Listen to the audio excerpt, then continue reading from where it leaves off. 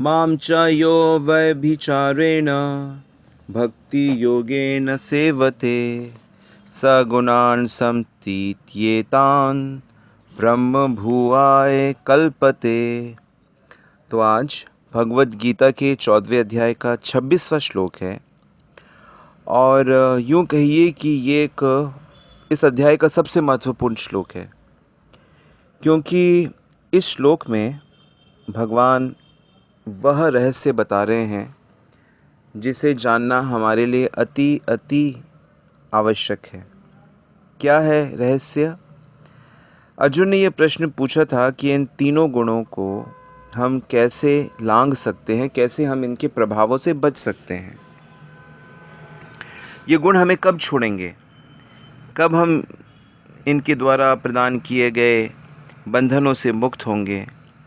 तो भगवान उसका उत्तर दे रहे हैं, जो समस्त परिस्थितियों में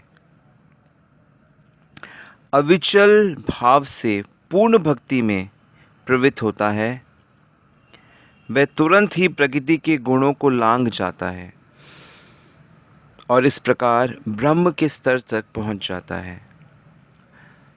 तो बिल्कुल साफ साफ भगवान ने कहा कि उसे मेरी भक्ति करनी पड़ेगी। मामचा यो अव्यभिचारेण, और मेरी किस प्रकार की भक्ति? अव्यभिचारी भक्ति करनी पड़ेगी। अव्यभिचारी भक्ति मतलब जो बटी हुई नहीं है, जो किसी और के पास नहीं जा रही। व्यभिचारी व्यक्ति कौन होता है? कोई स्त्री यदि व्यभिचारी है या कोई पुरुष व्यभिचारी है तो उसका अपनी पत्नी को छोड़कर और स्त्रियों के साथ भी दैहिक संबंध है। कोई पुरुष है तो वो भी अपनी स्त्री को छोड़कर दूसरी स्त्रियों के साथ संबंध रखता है, तो ये व्यभिचारी व्यक्ति हैं। तो उसी प्रकार हम पूजा तो बहुतों की कर सकते हैं, सम्मान बहुतों को दे सकते हैं, लेकिन, और हमको देना भी चाहिए, लेकिन हमें भक्ति, समर्पण, आशा सब श्री कृष्ण से ही करनी चाहिए। आशा एक राम जी से दूजी आशा छोड़ दे, नाता एक राम जी से दूजा नाता तोड़ दे, ऐसा भक्त कवि कहता है। तो अव्यभिचारिणी भक्ति को अच्छे से समझना है, क्योंकि श्री कृष्ण अव्यभिचारी भक्ति की बात करते हैं। वो नहीं चाहते कि हमारी भक्ति व्यभिचारिणी हो। श्रेष्ठ पुरुष व्यभिचारिणी स्त्री को नहीं स्वीकार करता। उसी प्रकार जो श्रेष्ठ भक्त होते हैं वह भी एक टक भगवान की भक्ति करते हैं, उनको समर्पित होते हैं। तो हमारी भक्ति कहाँ जा सकती है? हमारी भक्ति दूसरे देवताओं के प्रति जा सकती है, हमारी भक्ति दूसरे पावरफुल, फेमस, अट्रैक्टिव मनुष्यों के प्रति जा सकती है, हमारी भक्ति भगवान को छोड़कर किसी और जैसे कि धन, मान, सम्मान, इनकी तरफ जा सकती है, किसी बाबा की तरफ जा सकती है, बैंक बैलेंस की तरफ जा सकती है, किसी पार्टी की तरफ जा सकती है। तो सुखी रहने के लिए या सेवा करने के लिए हम कई तरह के लक्ष्य बना लेते हैं, लेकिन लक्ष्य बनाइए, प्राप्त करिए, परंतु उससे गुणों का बंधन नहीं हटने वाला। गुणों का बंधन तभी हटेगा जब आप श्री कृष्ण की अव्यभिचारिणी भक्ति करेंगे, फोकस भक्ति करेंगे। कई उदाहरण मिलते हैं, जैसे कि ब्रजवासी लोग इंद्र की पूजा करते थे। श्री कृष्ण ने आके उन्हें गोवर्धन की पूजा करना सिखाया। तो कोई ये सवाल पूछ सकता है कि ब्रजवासी तो कृष्ण के नंबर 1 डियर भक्त हैं, तो वो कैसे इंद्र की पूजा कर रहे हैं? तो यहाँ समझने वाली बात यह है कि ब्रजवासी जो इंद्र की पूजा करते थे, परंतु वो इंद्र की भक्ति नहीं करते थे, और पूजा भी वो इसलिए करते थे क्योंकि वो उनकी एक कुल परंपरा थी। गीता में श्री कृष्ण ने कामनाओं के लिए देवताओं की पूजा करने की निंदा की है।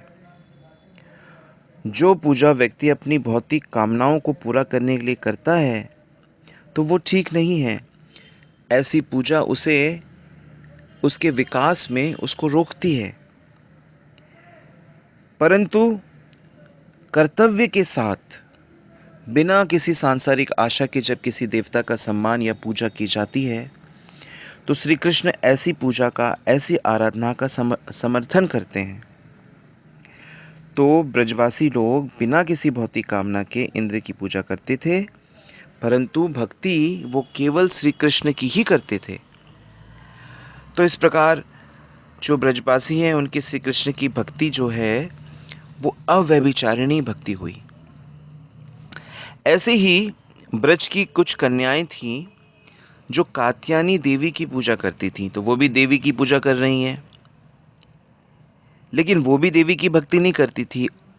और एक मज़े की बात यह है कि ये जो कन्याएं कात्यायनी देवी की बड़ी निष्ठा से कात्यायनी व्रत रखती थी, इनकी आराधना करती थी, भोग लगाती थी, तो उनका लक्ष्य क्या था?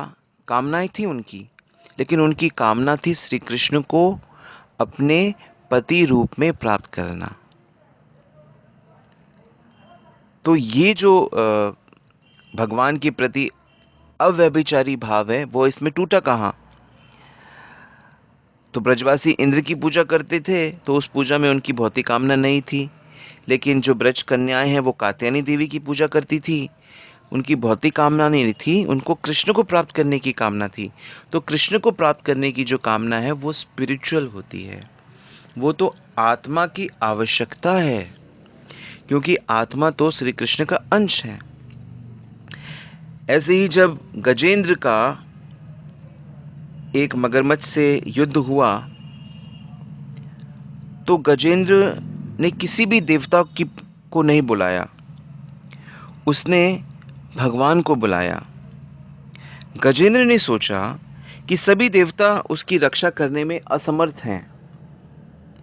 गजेंद्र अपना पैर नहीं छुड़ाना चाहता था। गजेंद्र तो जन्म, मृत्यु, बुढ़ापा और रोग के इस भवसागर से निकलना चाहता था। इसीलिए सारे देवता इस दृश्य को देख रहे थे, लेकिन कोई भी उनकी मदद के लिए नहीं आगे बढ़ा, क्योंकि उन्होंने देखा कि गजेंद्र देवताओं को बुला ही नहीं रहा है। और जब भगवान ने ये देखा कि ये गजेंद्र तो मुझे पुकार रहा है, इसकी भक्ति अव्यभिचारिणी है, तो तुरंत भगवान वहाँ पे पहुँचते हैं और गजेंद्र को उस योनि से बाहर निकाल के उनका उद्धार करते हैं। तो ये बड़ी सिंपल सी बात है कि जब हम वृक्ष की जड़ों पे पानी डालेंगे, जिसके बल पे वृक्ष जीवित रहता है, क्योंकि जड़ों के बल पे ही वृक्ष ठहरा हुआ है, तो सारे वृक्ष के अंगों में भोजन पहुंच जाता है। उसी तरह व्यक्ति को भगवान की पूजा करनी चाहिए, भगवान की भक्ति करनी चाहिए। उससे सारा यूनिवर्स, सारे देवता, सारे गुरुजन, सभी बड़े लोग, सभी पवित्र लोग आपसे प्रसन्न हो जाएंगे, क्योंकि भगवान श्री कृष्ण सारे जगत की जड़ हैं। यथा तरोरमूलम निशेषनेन तृप्यन्ति तस्य भुजोपशाखा प्राणोपहारम यथेन्द्रियाणाम। कि जैसे पेट में भोजन डालने से सारे अंगों को शक्ति मिलती है, जैसे पेड़ की जड़ में पानी डालने से वृक्ष के सभी अंगों को सभी चीज़ें मिल जाती हैं, ठीक उसी प्रकार भगवान श्री कृष्ण की अच्युति की भक्ति करने से सभी देवताओं को, सभी शक्तियों को उनका सम्मान, उनकी पूजा हो जाती है। तो भगवान आगे कहते हैं, सगुणा समतीतयान ब्रह्म भुआय कल्पते, अर्थात वे तीनों गुणों को लांग कर ब्रह्मभूत यानी कि आध्यात्मिक स्टेज में आ जाता है, आध्यात्मिक यानी कि आत्मा के स्टेज में आ जाता है। तो श्रील प्रभुपाद बताते हैं कि यदि कोई कृष्ण या उनके पूर्ण अंशों की सेवा में दृढ़ संकल्प के साथ प्रवृत्त होता है तो प्रकृति के गुणों को जीत पाना वैसे तो बहुत मुश्किल है, परंतु वह बड़ी सरलता से जी जाता है। तो इसलिए यहाँ पर श्री कृष्ण बता रहे हैं कि ये निर्गुण अवस्था, जब प्रकृति के गुण आपको तंग ना करें, ये किस प्रकार प्राप्त होती है।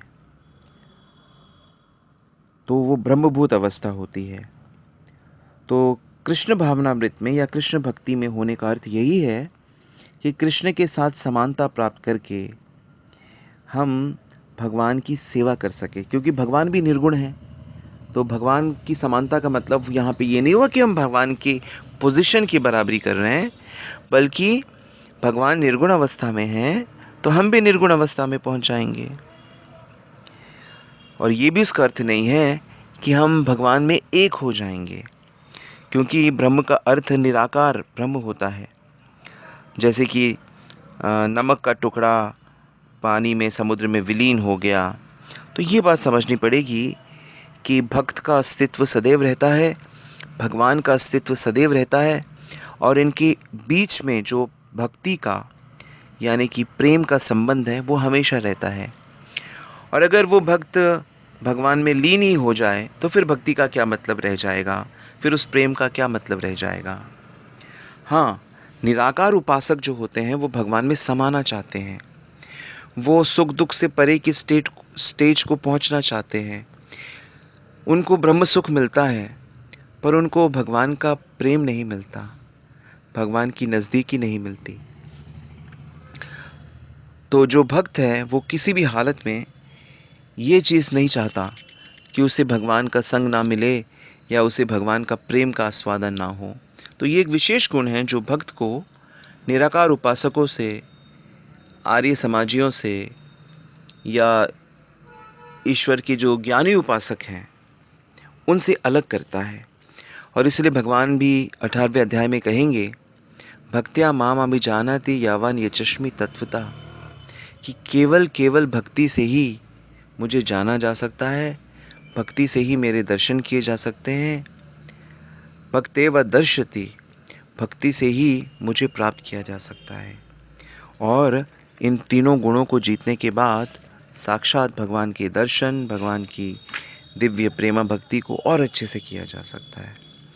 तो आप सबको भी इसी जीवन में भगवान श्री कृष्ण की प्रेमा भक्ति प्राप्त हो और आप प्रकृति के इन तीनों गुणों को हरा दें।